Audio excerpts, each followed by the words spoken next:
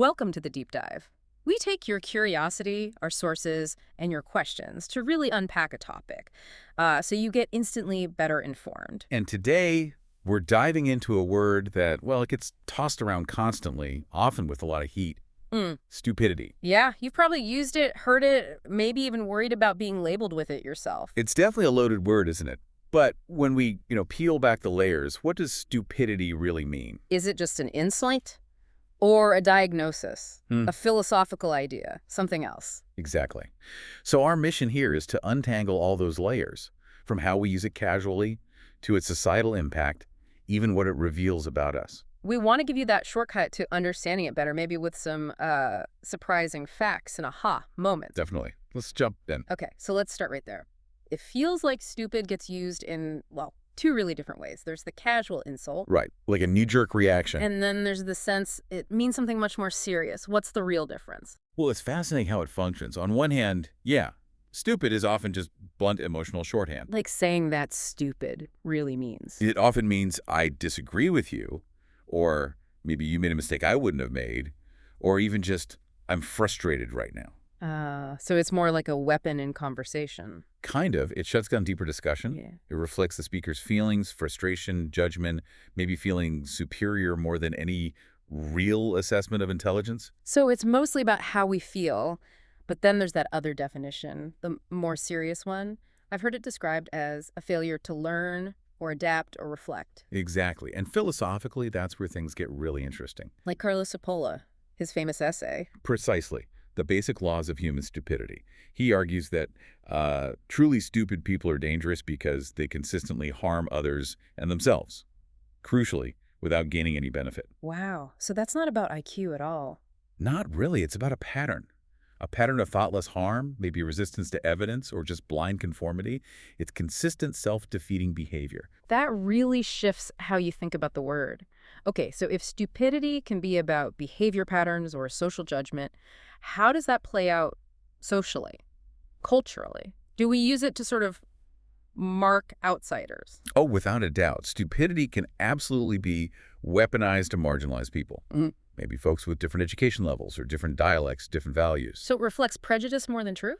Often, yes, it becomes a social barrier, a way of saying, you're not one of us, you don't belong. That's, yeah, that's a stark thought. But then isn't there a weird paradox? Sometimes cultures seem to celebrate a kind of stupidity, like the fool or the jester. That's one of the most fascinating wrinkles. Many cultures have figures like the fool or jester who are actually revered. Why? Because they can speak truth to power. Exactly. Their apparent naivete lets them reveal truths that cleverness or social rules might hide. So what one society calls stupid, another might see as innocent or humble or even deeply wise. It really shows how context-dependent these labels are. And that brings me to something I think we can all relate to. That deep fear of being seen as stupid. Oh, yeah. It feels like we often fear looking stupid more than actually being wrong. What does that fear do to us? It has a huge impact. Mm. That fear often leads straight to defensiveness or performative certainty, pretending you know everything. And avoiding situations where you might look dumb. Definitely. Yeah. Avoiding learning opportunities. And the irony is humility about what you don't know. That's often the path to wisdom. Whereas denying ignorance just breeds stubbornness. Right. And that stubbornness, well, it can look a whole lot like stupidity to someone on the outside. Okay, so if stupid is such a problematic, often unhelpful label, how do we reframe this? When someone does something that makes you just want to yell, that's stupid, what should we ask instead? The sources suggest swapping that blunt label for more precise questions. Ask yourself, is this just ignorance? A lack of info that could be fixed? Or is it arrogance? A refusal to listen? Exactly. Or maybe just carelessness, a lack of attention. Each of those points to a different, clearer solution. So what looks stupid might just be someone missing context. Or having different priorities, or being under huge stress, or operating under constraints we don't even see. And recognizing we all act foolishly sometimes. That helps. It fosters compassion. Yeah. And that's way more productive than just slapping on the stupid label. That reframing feels really useful. It makes me wonder, though, if it's all this complex social and behavioral stuff, is stupidity even a clinical category? Like, can a doctor diagnose you as stupid? No, absolutely not. Unequivocally. In psychology, psychiatry, Stupidity just doesn't exist as a medical diagnosis. But there are things like intellectual disability. Of course. But those are very specific clinical frameworks. They describe developmental or cognitive impairments. They are completely different from stupidity in the way we're talking about it, the moral or colloquial sense. Well, the word itself is just incredibly elastic. It stretches to cover so many different things. It really does. Stupid gets slapped onto everything, from simple mistakes or not knowing something. Carelessness, stubbornness. Even what we see as moral failure. Hmm. And none of those are the same thing at all. So the word tells us more about the speaker. Almost always. It reveals more about their judgment, their frustration, than it does about the person being judged. And sometimes people get labeled stupid, not for lacking intelligence, but for failing to, perform intelligence in the right way. That's a great point. Like the person asking the basic question in a meeting. Perfect example. Yeah. That person might actually know less in that moment, sure. But often, they're asking the question everyone else was too afraid to ask. Afraid of. Afraid of looking stupid. So in those moments, the label stupidity isn't about objective brain power. It's much more about social fear, about pressure to conform. Which brings us back to that fear of looking stupid. It's entirely social, right? Tied Mhm. to shame, reputation, not clinical at all. Precisely. And here's the cruel twist. That very fear can shut down curiosity. It stops people from asking questions, from learning, Keeping them uninformed. which ironically feeds the very label they're terrified of. So yeah, the key takeaway, stupid is a cultural label, a social weapon. It's not an objective diagnosis. It really feels like we just default to calling someone stupid when we're frustrated. Maybe we can't find the right words for what's actually going on. Yeah, we collapse all that nuance into just an emotional vent. Are there other words we use like this? Exaggerating normal human stuff into these permanent negative character traits. Oh, absolutely. Once you start looking for it, you see this pattern everywhere. We take normal human behaviors, strip away all the context. And then slap on some exaggerated, usually insulting label. Exactly. It's shorthand for I'm frustrated and I don't have the energy for nuance right now. Can you walk us through some examples? Where does this happen? Okay, think about this. Someone just doesn't know something. That's totally normal. Yeah. Nobody knows everything. But we twist that simple ignorance into, you're stupid, you're an idiot, a dunce. We make a temporary state into a permanent flaw. Okay, or someone's being cautious, maybe weighing risks, feeling a bit nervous. And suddenly they're cowardly or chicken. We completely ignore maybe sensible self-preservation or just prudence and frame it as a moral failing. What about confidence? Someone speaks assertively, takes up space. They get called arrogant, full of themselves, and sometimes, yeah, maybe they are, but sometimes that accusation just masks the accuser's discomfort with assertiveness. And someone who's thoughtful, deliberating, You open-minded, can get slammed as spineless or a pushover. Adaptability becomes weakness, optimism. belittled as naivete or gullibility. We shame a positive trait. Even basic curiosity, which is how we learn, can get twisted into nosiness or prying. Discouraging connection. Right. And expressing emotion, Mhm. sadness, fear, affection. That gets labeled weakness. Which probably says more about our culture's discomfort with vulnerability. Exactly. And taking time to think things through, considering multiple angles, that's dismissed as overthinking, neurotic, devaluing thoughtfulness. So the core pattern is exaggeration. Yeah. Many insults work by exaggerating ordinary behaviors, stripping context, turning temporary states into permanent flaws. And often, these labels tell you more about the speaker's frustration, their insecurity, maybe their attempt at social positioning, than about the reality of the situation. So why do we do this? Is it just insecurity? And is there ever a kernel of truth? Like, could someone's behavior actually be a moral failing? And why are our expectations sometimes so high we don't give people grace? Those are really deep questions. We lean on these exaggerated labels for a few reasons. One, their emotional shorthand. Stupid is faster than uninformed and maybe overwhelmed right now. But it sacrifices nuance. Completely. Two, it's about social positioning. Calling someone else stupid can, implicitly elevate the speaker. Creates a quick hierarchy. And projection. Lashing out at things we fear in ourselves. That definitely happens. And yes, there's often a grain of truth that gets distorted. How so? Well, the labels often latch onto a real observation. Someone was ignorant in that moment, or fearful, or maybe a bit arrogant, but then the label inflates it, makes it their whole identity. Stubbornly ignoring clear evidence can be foolish, sure, but just calling it stupid ignores why. Are they exhausted? Protecting a core belief. But what about when behavior seems to cross a line? Not just a mistake, but maybe willful ignorance, like spreading harmful misinformation. Could the frustration behind stupid point to a real moral critique there? Yes, absolutely. That's where the moral failure angle becomes sharp.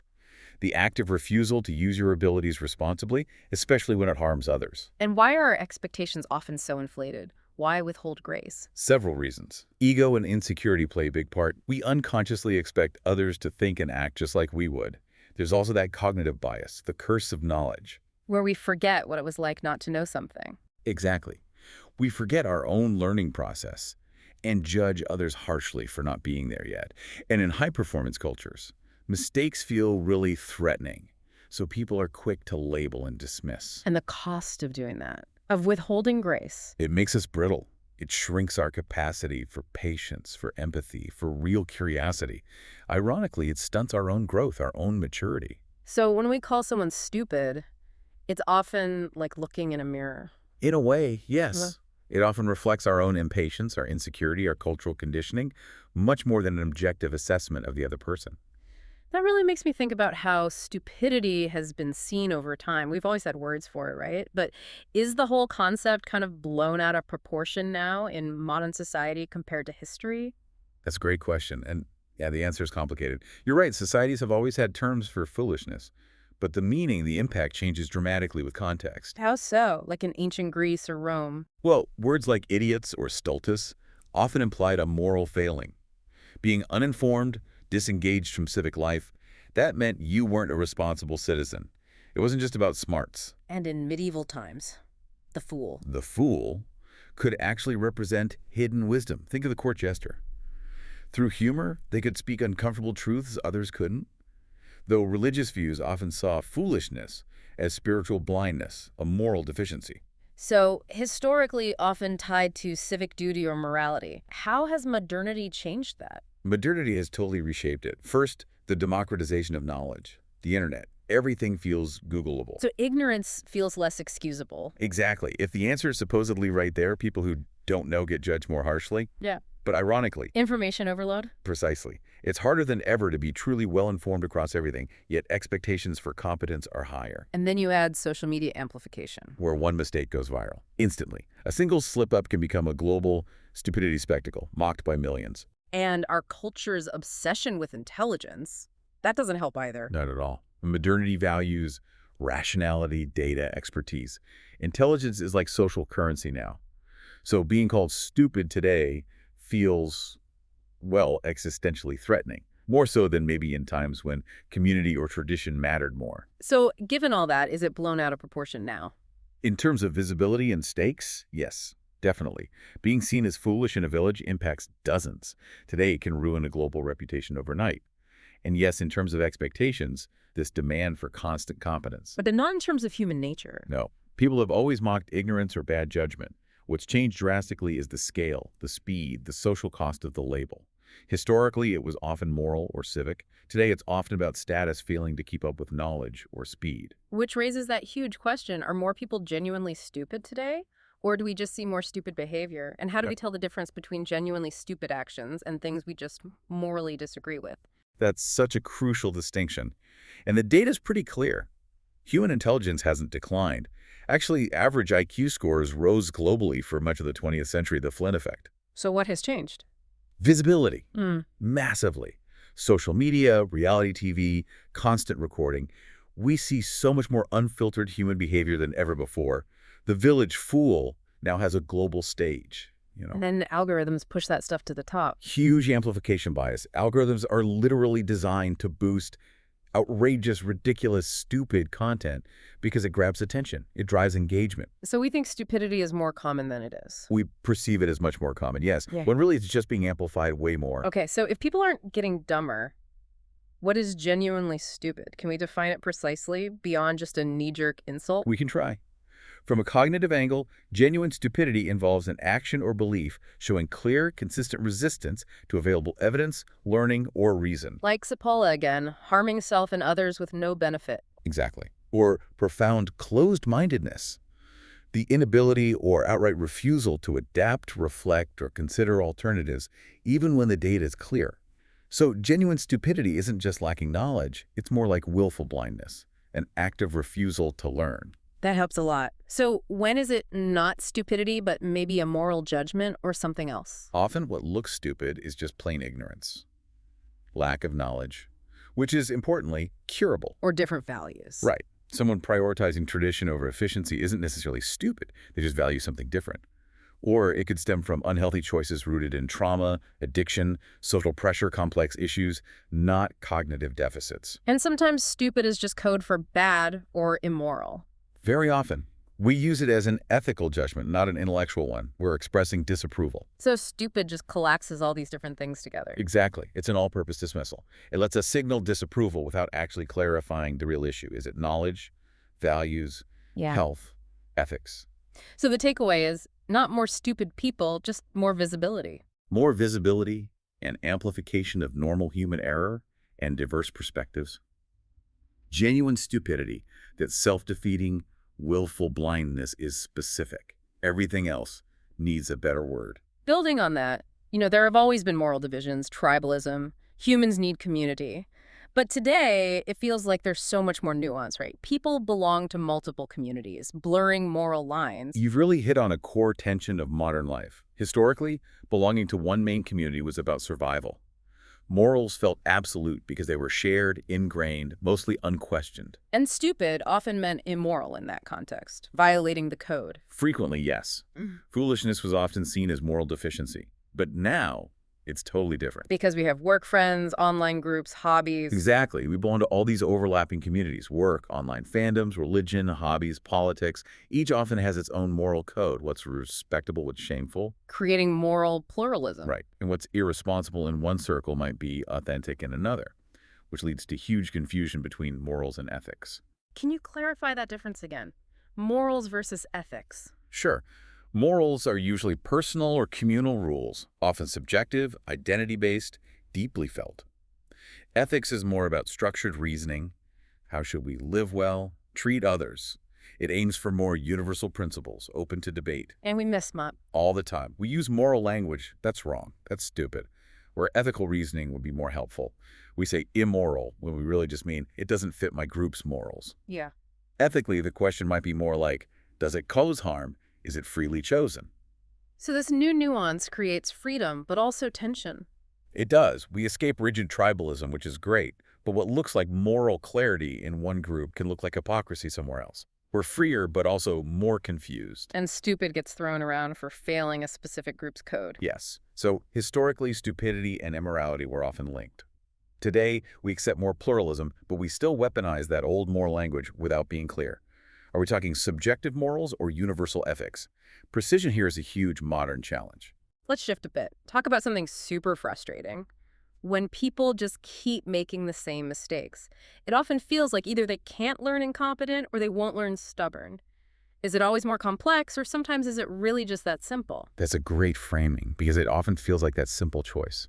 And yeah, the truth is on a spectrum. When people genuinely can't learn, maybe there are real limits. Cognitive deficits, skill gaps, neurological issues like ADHD, trauma effects, even just situational overload fatigue, stress. So incompetence there means a real limitation in context. Exactly. Often temporary, not global stupidity. But then there's when people won't learn. Ignorance shading into stubbornness. Right. And the motives get complex. Ego defense, admitting mistake feels shameful, so they double down. Comfort zones learning is uncomfortable. Sometimes it's a values clash. They don't even see it as a mistake. Maybe it's loyalty or being authentic. But what if it's even more complicated? Hidden factors. Absolutely. Yeah. Hidden barriers are really common. Addiction, depression, abusive situations, lack of support. These can look like stubbornness but are structural or psychological. There's partial learning, grasping one bit but missing the pattern. And crucially, we're bad at seeing our own repeated errors. Blind spots are real. Okay, but is there ever a time when it isn't complicated, when refusal to adapt really is just negligence or irresponsibility? Yes. There are situations where it seems truly simple. Someone makes the same obvious financial blunder, ignores clear advice, suffers, then does it again immediately. At some point, It looks like negligence. it looks like either sheer incompetence, they genuinely lack the tools to learn, or irresponsibility, they have the tools but just won't use them. In those specific cases, calling it stupid is shorthand. but the precise truth is they're unable or unwilling to integrate the lesson. So, given all this nuance, does that mean calling someone stupid is never correct? Or are there maybe rare exceptions where the label actually fits in a way? That's a really sharp question, and it forces us to be precise. Look, in most cases, calling someone stupid is unhelpful. We know why. Collapses nuance about the speaker's feelings, shuts down communication. It's lazy, imprecise, counterproductive. So the default is no. But edge cases, rare moments. There might be. Think about clear willful blindness. Someone has all the tools, the context, consistent feedback, yet chooses to ignore it and repeats clearly self-defeating or harmful behavior. Or the Sapola idea again. Harming self and others, no benefit. Right, like knowingly spreading dangerous lies or repeated drunk driving after arrests. And then there's what you might call moral negligence, refusing basic responsibility that clearly endangers others, like obstinate anti-vaxxing, despite overwhelming evidence. So in those very specific cases, Stupid might feel less like an insult and more like shorthand for behavior that is profoundly negligent, reckless, or willfully irrational. but is that rare in that strict Yeah. sense? Yes. In that deep, profound sense, it is rare. Most things we label stupid are ignorance, miscommunication, bias, life's complexity. True stupidity, willful, self-defeating blindness is less common than the insult implies. But casually, people use it all the time. Constantly. So it feels common, even if it rarely meets that deeper definition.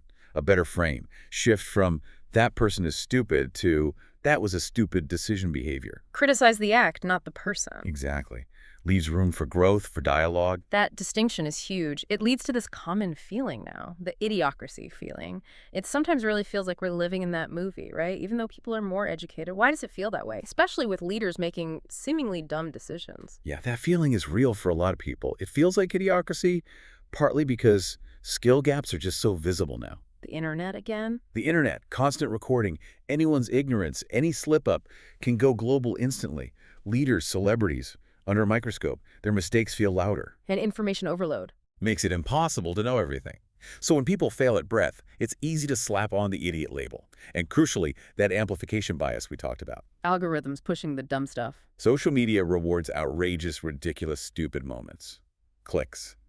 Engagement. Quiet wisdom is boring. Foolishness trends. But you're saying people aren't actually dumber. No.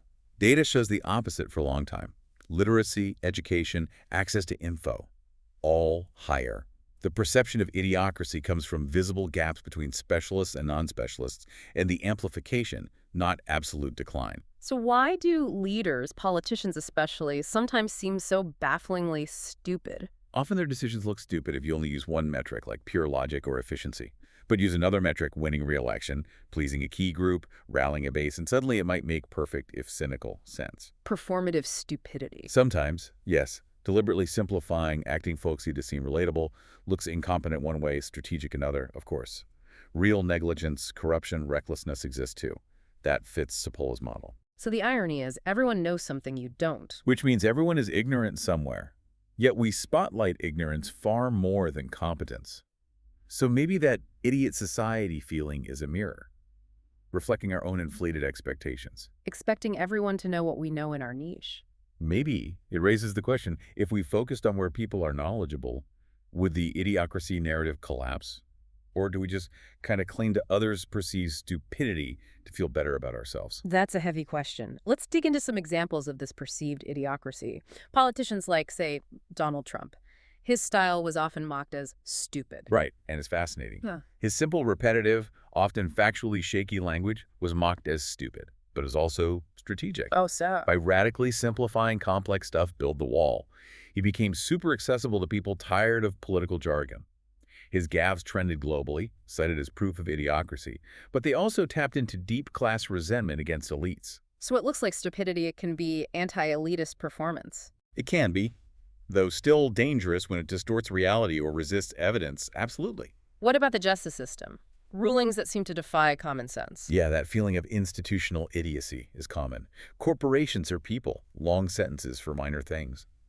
They can seem profoundly stupid to outsiders. But it's often the system itself. Often it is rigid precedent, lobbying, systemic inertia. Looks illogical from outside, inside it might be the system working as designed.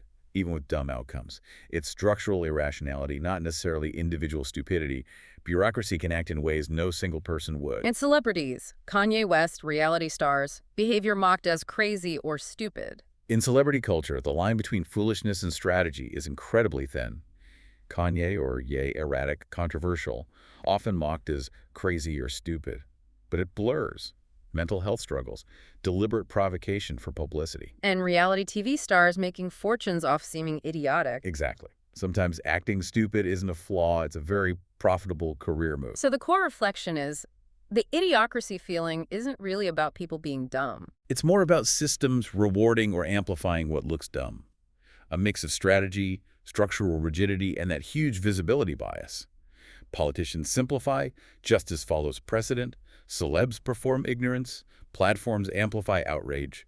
Systemic factors, not dumber people. Okay, so if idiocracy is largely about systems rewarding what looks stupid, how on earth do we fix those systems? It feels so big. It is big, and it requires structural changes, not just wishing people were smarter. Start with politics.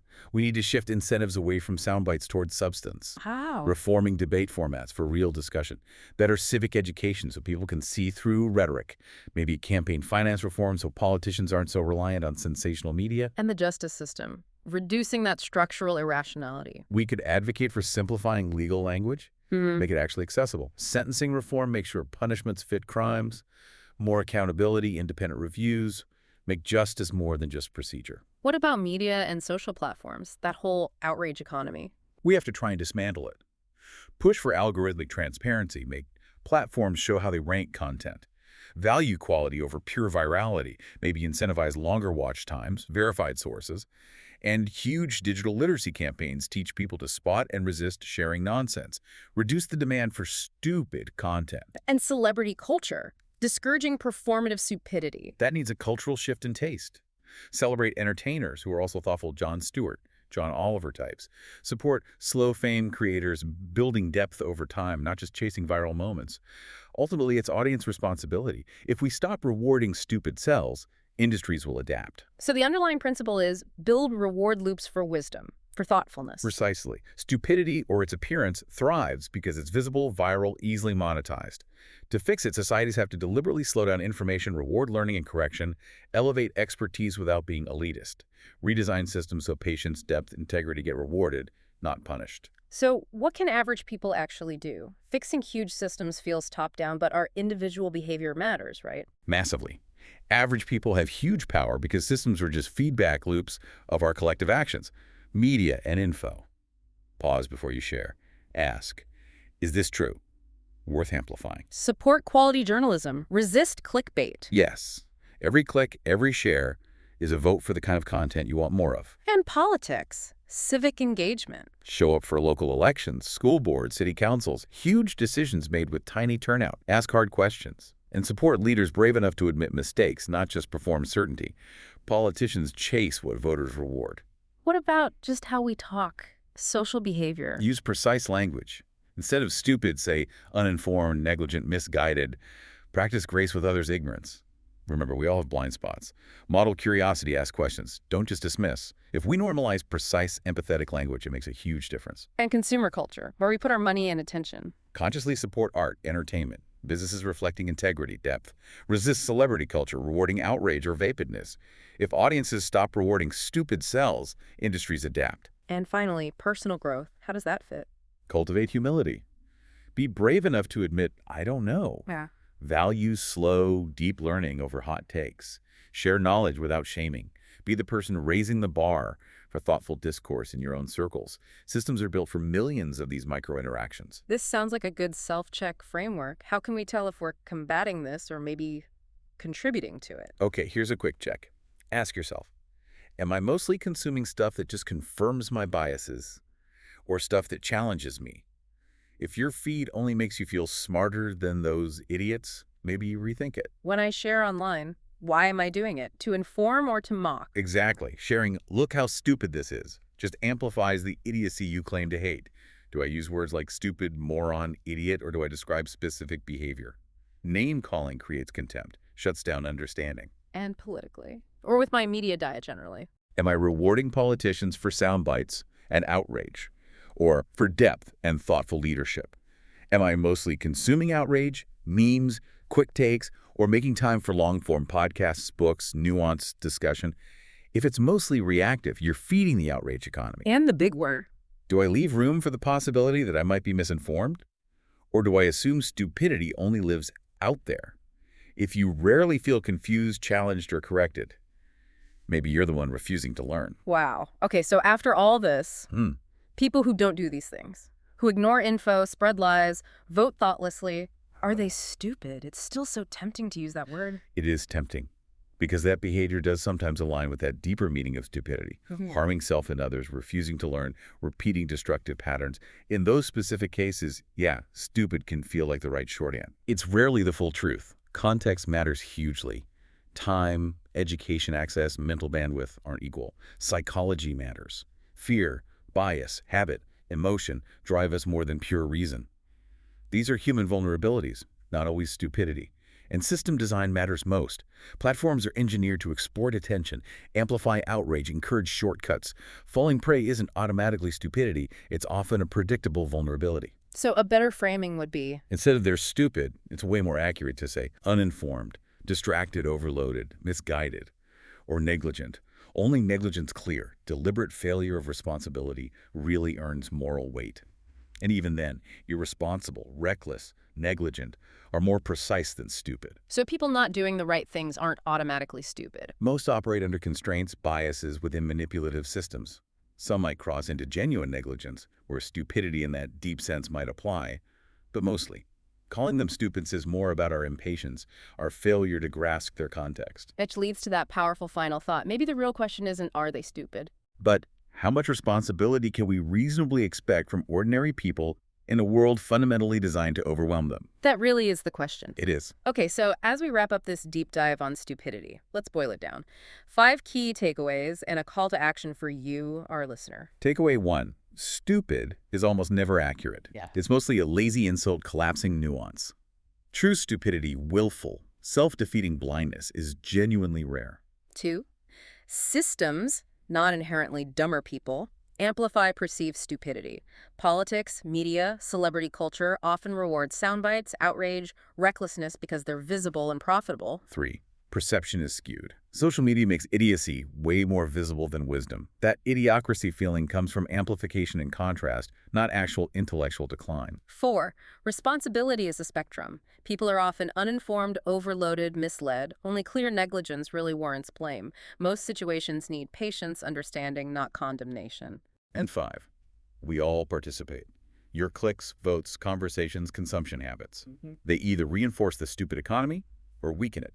Systems respond to the incentives you create. So here's your call to action. Be precise. When you want to say stupid, stop. Replace it with the real issue. Uninformed, careless, negligent, misled. Your words shape the discourse. Reward depth. Actively support long-form media, honest politicians, thoughtful creators. Deliberately withhold attention from outrage and spectacle. Vote with your clicks and your time.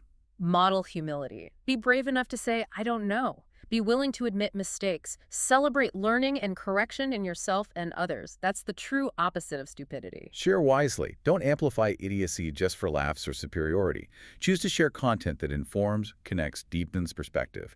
Don't feed the outrage machine. And finally, practice grace. Remember, everyone is ignorant somewhere. Lead with curiosity. Try to understand before you condemn. Give people the benefit of the doubt. Ultimately, you don't fix idiocracy by trying to make others smarter. You fix it by changing the reward structures in media, politics, culture. So wisdom, humility, and responsibility become more valuable, more visible, more celebrated than outrage or spectacle. And that truly starts with your own habits, multiplied millions of times over.